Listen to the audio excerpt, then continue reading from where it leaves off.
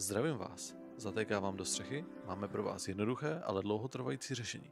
Telsil Coat 200.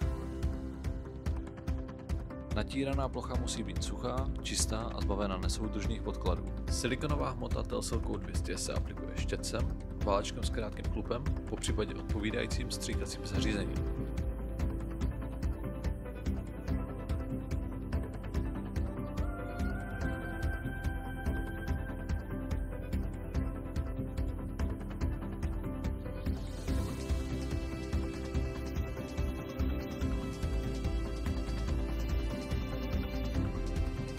Abychom zajistili dlouhodobou životnost a 100% ochranu proti zatékání, musíme Telsil Coat 200 aplikovat ve větší tloušťce, minimálně 800 mikronů, a vetřít hmotu do veškerých problematických míst.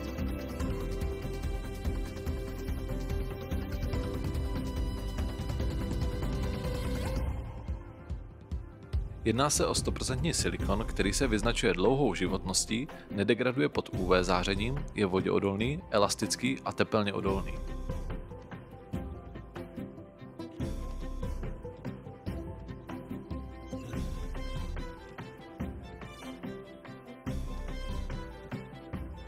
Telsil Coat 200 vyrábíme ve 3 variantách: bílá, šedá, transparentní. Bílá varianta se vyznačuje výbornými antireflexními vlastnostmi a snižuje teploty střechy až o 20 stupňů. Dále jsme schopni na zakázku vyrobit i jiné odstíny.